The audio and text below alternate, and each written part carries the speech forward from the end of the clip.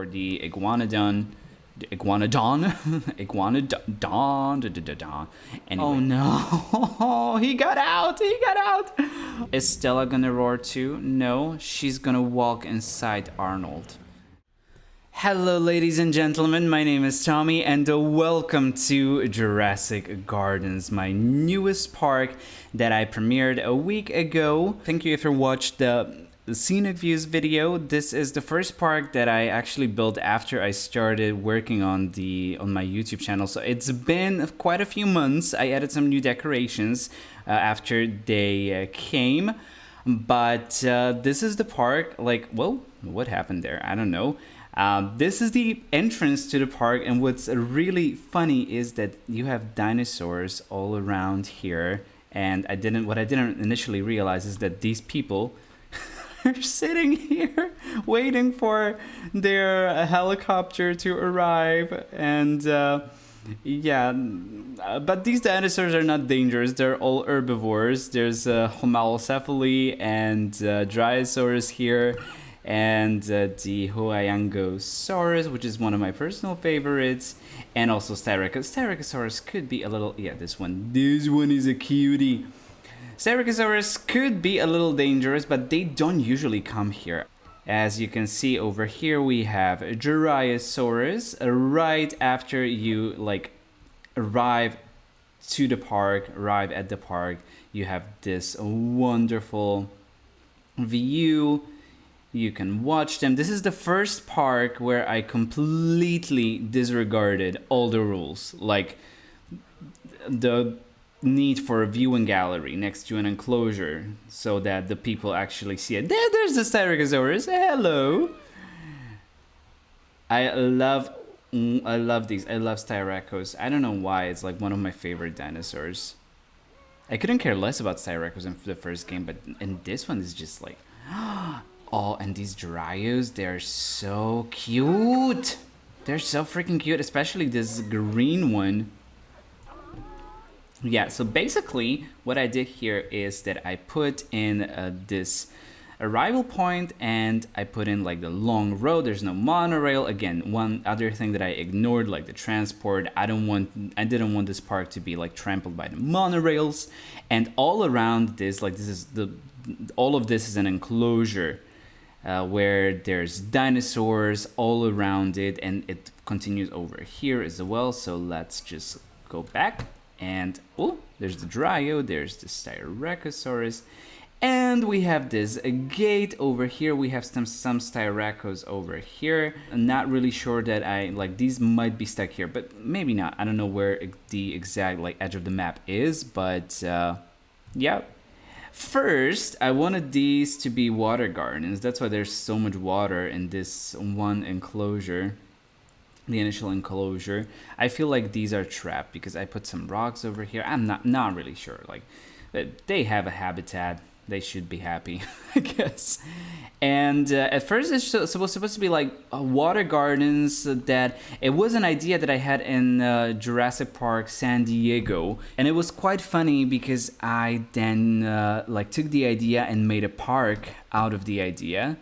And in this park, I had an idea that I took and I made the next park, thanks to it. And this is the main overview, the main attraction the thing that why you visit this park, and that's this square. How did I come, how did this happen? How did this came to be? I'm not really sure myself. Well, I was just improvising. I wanted to have different habitats for different dinosaurs, and I knew that it would be, all planter barriers, as you can see here. It's all just barriers made with planters, and these are all enclosures. And you can imagine how time consuming it was and how unwilling I was to start.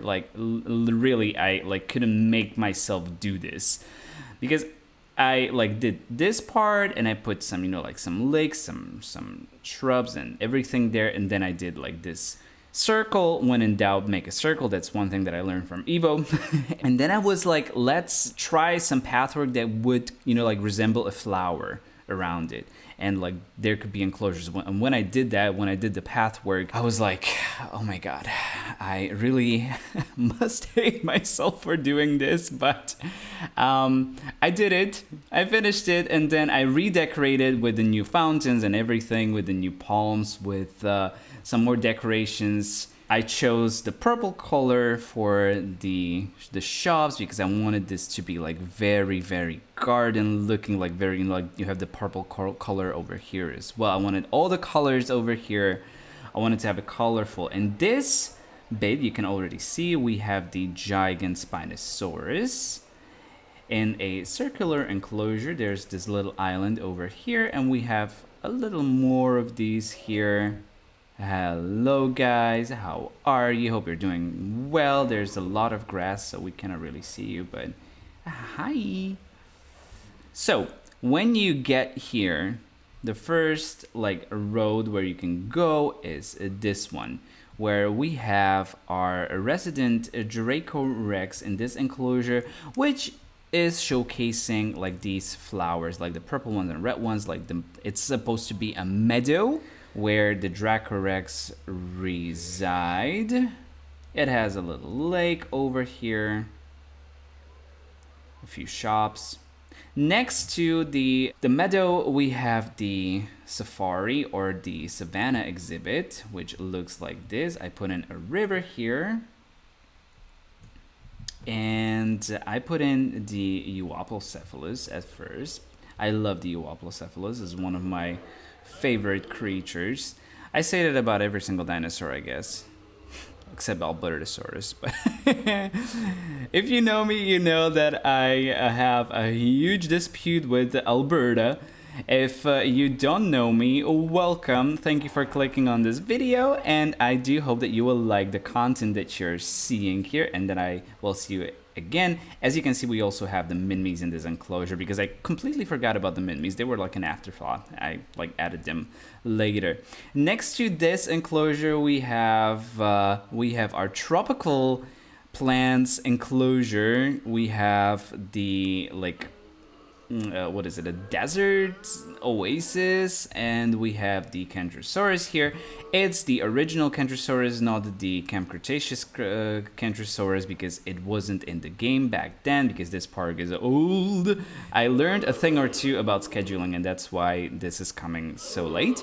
But these are the Kentrosaurus, not that interesting of an animal if you ask me, but it was better in the first game, I guess. This is the swampy enclosure, and in this swampy enclosure we have the Chasmosaurus. Hello.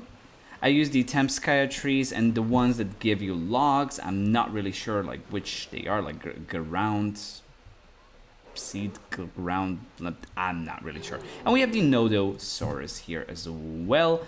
One of the creatures that I don't usually use, but I really went for realism. If this is realistic, then okay. But yeah, realistically, you need to have small dinosaurs in this kind of enclosure, in all of these enclosures basically. And this swampy enclosure is vacated by the Nodosaurus and the Chasmosaurus. I very much like them, and around we'll go to the sides next, but first I want to show you all of these. Where's the other lake? Oh, there's the other lake.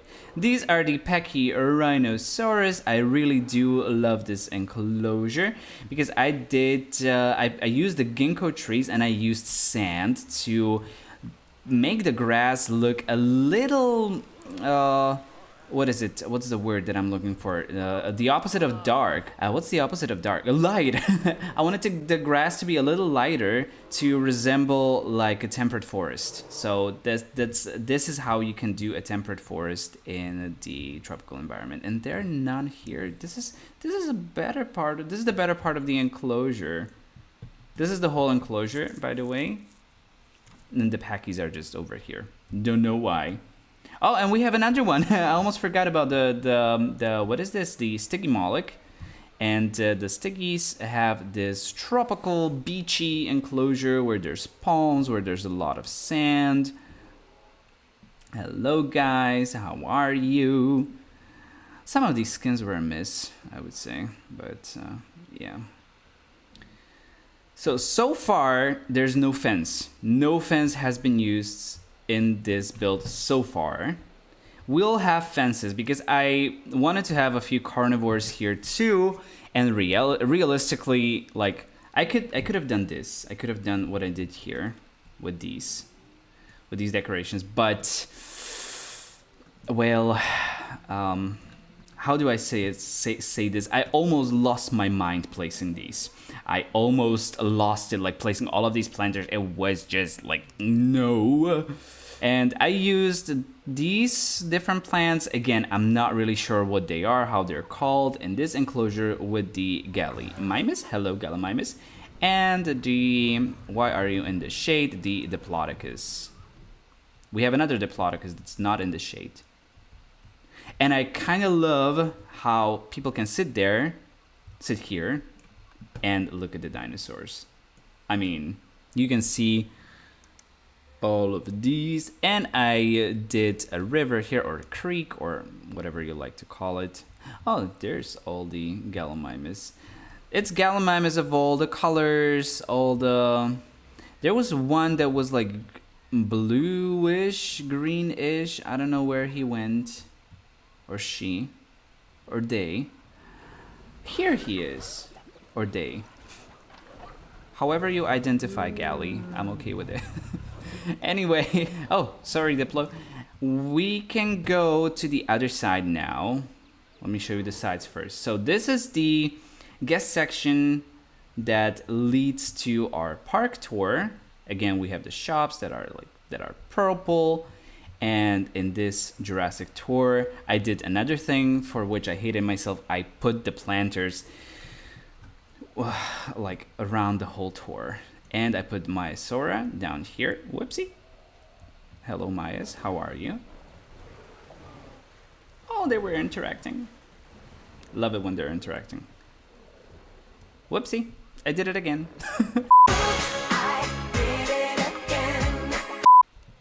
And we're back because I'm clumsy. So the tour goes all the way around this Maiasaura enclosure. I can show you like this. I'll slow it down a little bit, but there's much more to see.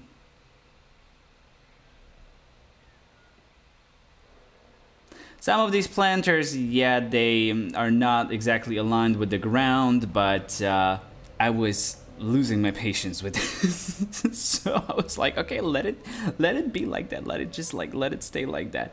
And the tour continues over here where we have Edmontosaurus to one side, and we still have the Maias to the other side. And down here, we have this intermission where we have the Brachiosaurus, the Parasaurolophus, but of course, the best view is from this side where we have the socially interacting Edmontosaurus.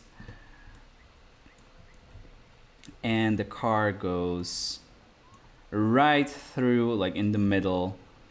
And one of the great things about this is you actually don't need fences if you do. If you have the nerves and if you have the patience to do something like this, you don't need fences because they are like completely enclosed within these planters, all of these Brachies and Paras. So that's that. The tour goes down here, over here, over here, over here, over here, and it makes a curve. And this is still the Parasaurolophus Brachiosaurus enclosure, like another part of it that's a little more down there. And the tour curves around here too, and it goes up, up, up, up, up, up, up, and you have one last final look at this like whole thing down here. There's a running Parasaurolophus there. You have a nice view, and then you exit the tour.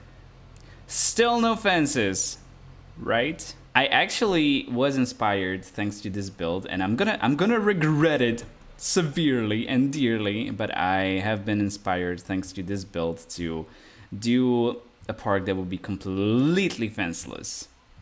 And I've already started it, but I haven't had time to get to it. There's another Jurassic tour over here that works on like the same principle, but I first want to show you there's a guest section next to the Stygimoloch enclosure, and there's a monorail that goes down to where the tour actually also goes. That was a complicated sentence. Okay, now there's another tour that goes down, and in this middle section we have the Iguanodon. 4 of them. I love this yellow skin. It's completely my cup of coffee for the Iguanodon. Iguanodon. Anyway, and the tour goes down, and to this to this side we also have the Gallimimus enclosure. Like, now that there's invisible fences in the game, I would say that it would be plausible that the planters could also stop the dinosaurs. I'm not really sure.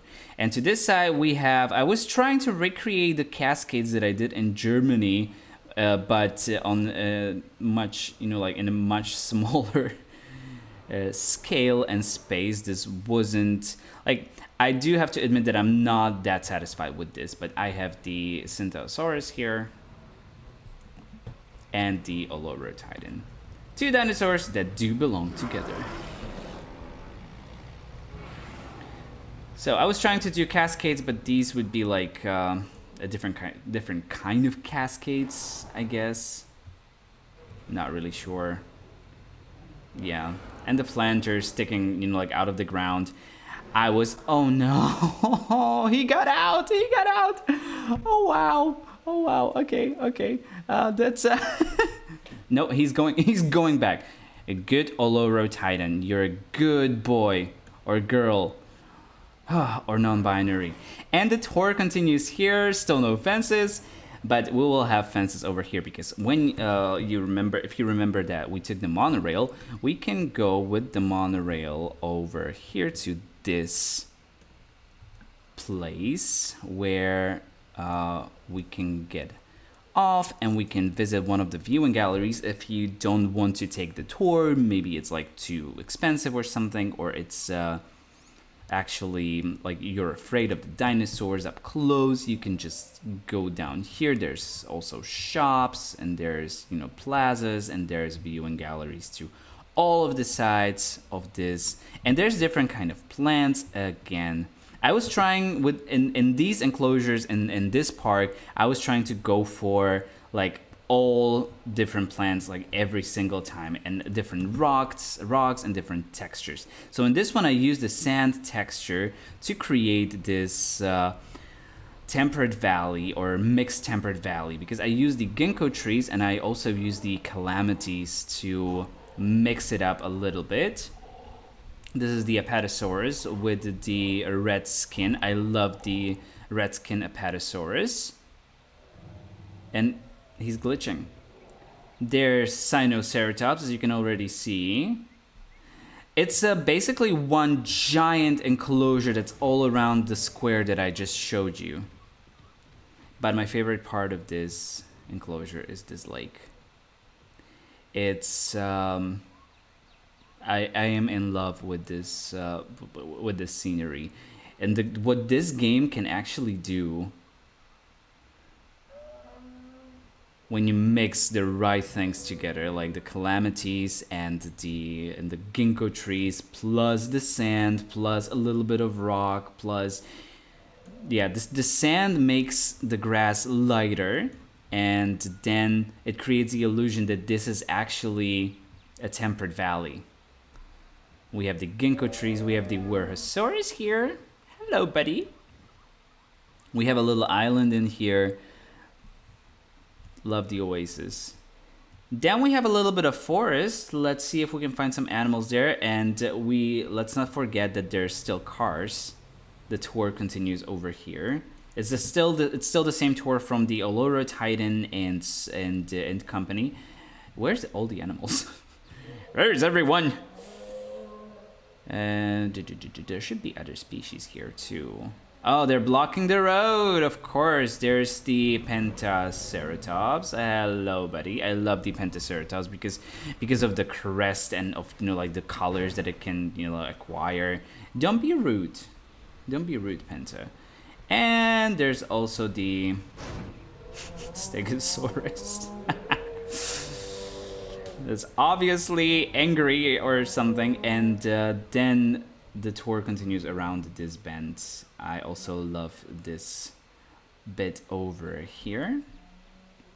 And there's a viewing gallery here. And if you like imagine that you're standing in the viewing gallery and looking into this valley, it's very nice. So I put in the circle over here. This is where it connects to the monorail.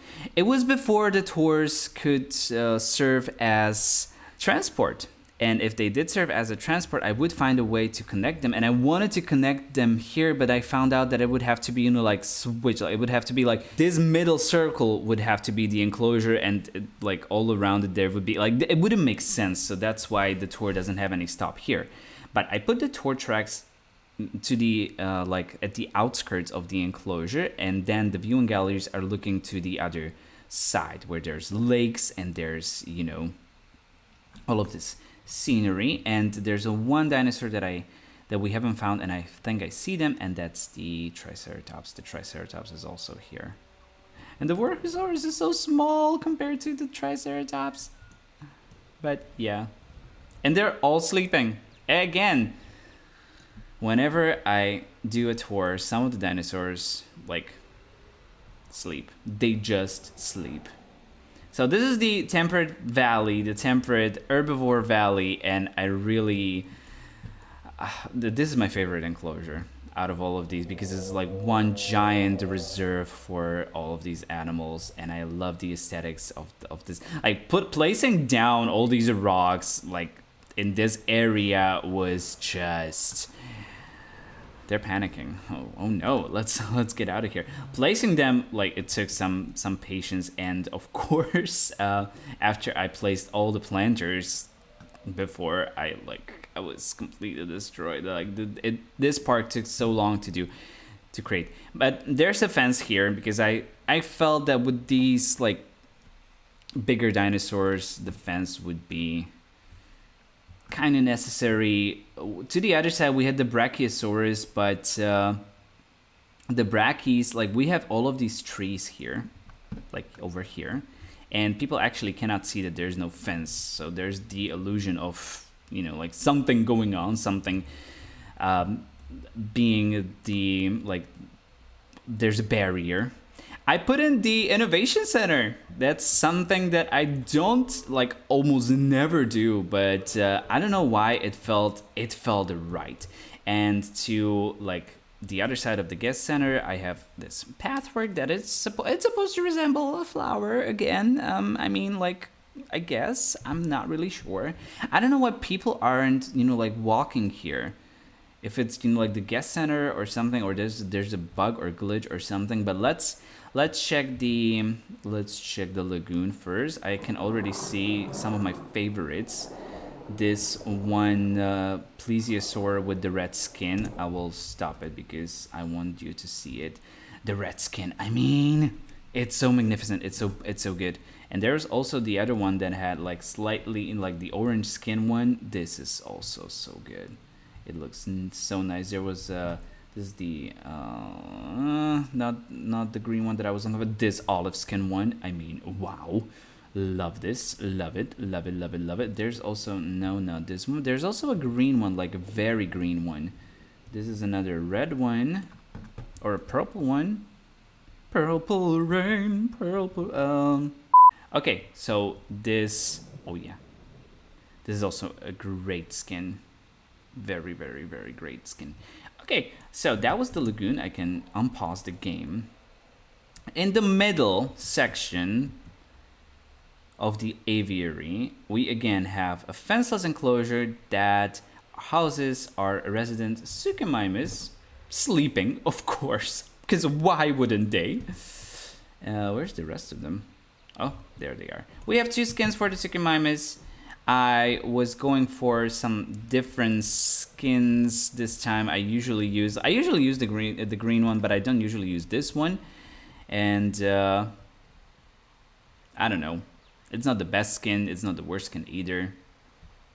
They're nice. And I did a tropical mishmash of something because I really, like, this was towards the end of the build, and I was like, I've used all the planned combinations there are. I need to use something different. And yeah, well, we'll visit the aviary last. Let's visit this enclosure. In this enclosure, we have our 2 T-Rexes. We have this one called Stella, and this is Arnold. And there's a Tapejara. How did you get here? Hi. Anyway, there's 1 T-Rex, there's 2 T-Rex. Arnold's gonna roar. Yes. Show us Arnold. Nice. Is Stella gonna roar too? No, she's gonna walk inside Arnold. No, she's also gonna roar. I love Stella's skin. This is they're gonna... Wow. If only they weren't inside of each other. But I love this skin. If you're wondering, somebody already asked me in the comments when I was doing the scenic shots video. This skin is Mangrove Forest and Papurana. So if you want to use it, it's my favorite T-Rex skin, I guess, so far. And we have, to this side, we have the Cryolophosaurus, which was like a last minute, well, not a last minute idea, but I don't usually use Cryolophosaurus in tropical environments. I usually use Cryos in the alpine environments and in taiga environments. I don't know why, but I feel like there are these like snowy, snow-bound animals. Like the alpine suits them well, but I was like, why not? I love this skin. This one is very nice. Also the orange one.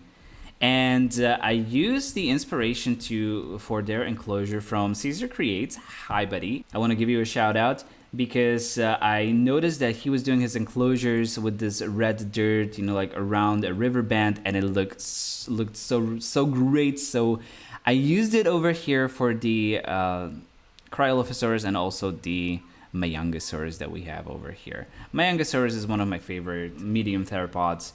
I love their skins. I don't know why, I just like loved it in the first game. I love it even more now. And in my Atlantis build, if you can remember, there was a whole temple dedicated to the Majungas, the Temple of Majunga. So these were the last enclosures that I did. They're not like that inventive, but I tried. But what I really do love is this red safari enclosure. Red safari aviary. I used the red dirt. I mixed it with the rock texture. There's the Tropeognathus, the one with the blue skin, which I really do love. I love the Tropeo with the blue skin. All of them are usually located over here. And I used the seed plants because I really love how this green and like how like these are the ultimate savanna trees. And if you want to have a red safari, red savanna with this red dirt and a little bit of rock texture, and also you use the black rocks and the red rocks. I actually did a tutorial on how to do this week, so if you want to check it out, I will be happy if you do. And we also have the Tapejara here. You have already seen one escaped. And we also have a sleeping Geosternberg, yes. Hi. And I think that's it. I showed you everything. This was longer than I expected, but just a little bit.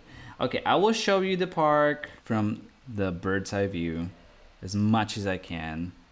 This is the entrance point. This is all the like parks, all the like meadows and stuff. This is the tour where it was like paved with all of these planters. This is the Herbivore Valley. This is like the enclosures like next to it. And I should also, multiple dinosaur threads again. That's the type of I should also show you the blueprint. So in this blueprint, you can see how many dinosaurs there actually are. That's so funny. And yeah, there's quite a lot of these, but they're also small that, yeah, they're barely visible sometimes in the grass, but yeah. And as you can see, the only fences are here and here. The rest of it, like the rest of the park, is completely fenceless, which I highly advise you not to do because you will lose your mind trying to do this, trying to figure out like how do I put everything in there. Like it was crazy because for these, for example, I like use the hotels, but then you need to make sure that they don't, you know, like sneak through here. Then you need to have planters and rocks all the way up here. Then use the trees, and you use the edges of the mountains, or the edges of the map. So it was a little crazy, but there's the Pachyrhinos in the better part of the enclosure. But I really do love this build, and I'm so glad that I could finally show you, because this one, I really put all the sweat, blood, and tears in this. Especially the planters, these planters, oh my god.